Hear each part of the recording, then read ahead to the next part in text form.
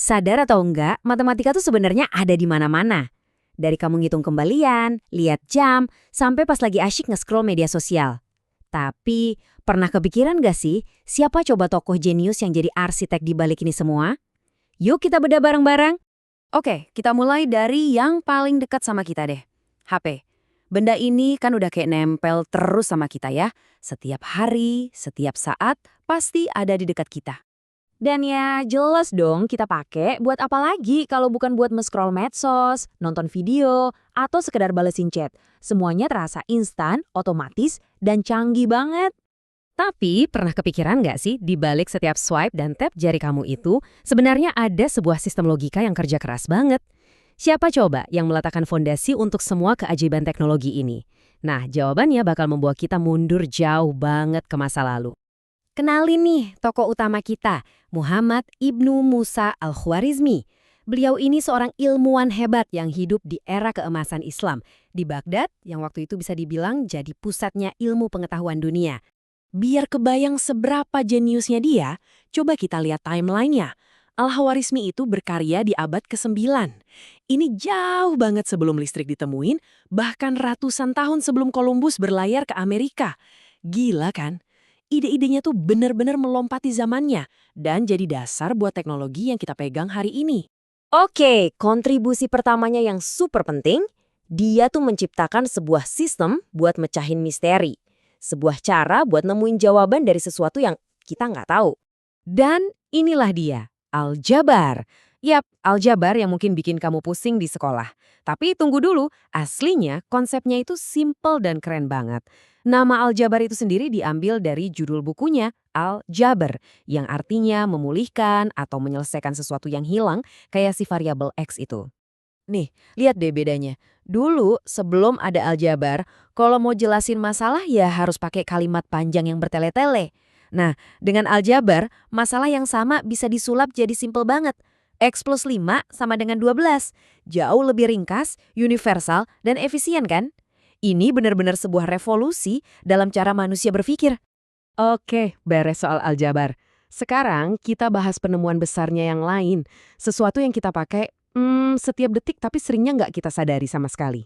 Penting nih, dicatat ya, Al-Khwarizmi itu bukan yang menciptakan angka 0 sampai 9, tapi dialah yang bikin sistem angka Hindu Arab ini jadi terkenal ke seluruh dunia. Sistem ini, apalagi dengan adanya konsep angka 0 yang revolusioner, jauh lebih canggih daripada angka Romawi yang kaku banget buat ngitung yang rumit-rumit. Coba deh iseng bayangin, password Wi-Fi kamu MDCCXXXV. Keburu habis kuota teman kamu cuma buat ngetik passwordnya doang kan? Nah, berkat sistem yang dipopulerkan Al-Khwarizmi, kita tinggal ketik 1776. Simple, tapi efeknya buat dunia digital kita, wah gede banget. Nah, sekarang kita sampai ke puncaknya nih. Bagian yang paling mind-blowing, yang nyambungin langsung pemikiran dari abad ke-9 ke smartphone yang lagi kamu pegang sekarang. Dan inilah dia kuncinya. Waktu karya-karya Al-Khwarizmi diterjemahin ke bahasa Latin, namanya itu ditulis jadi algoritmi. Kedengaran familiar kan? Dari situlah lahir kata super penting hari ini, algoritma. Ya, nama dia secara harfiah hidup di setiap baris kode yang ada di dunia ini. Keren banget. Terus, algoritma itu apaan sih? Tenang, jangan kebayang yang ribet-ribet. Anggap aja algoritma itu kayak resep masakan. Contohnya resep bikin kopi. Ada langkah-langkahnya yang jelas dan berurutan. Nah, komputer itu intinya cuma ngejalanin resep-resep kayak gitu, tapi resepnya jauh lebih kompleks dan dijalanin dengan kecepatan kilat.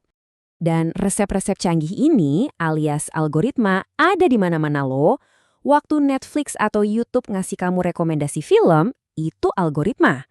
Waktu kamu pakai Google Maps biar nggak nyasar, itu algoritma.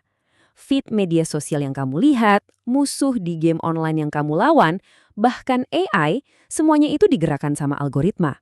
Sebuah konsep yang akarnya dari nama Al-Khwarizmi. Jadi setelah tahu semua ini, apa dong artinya buat kita sekarang?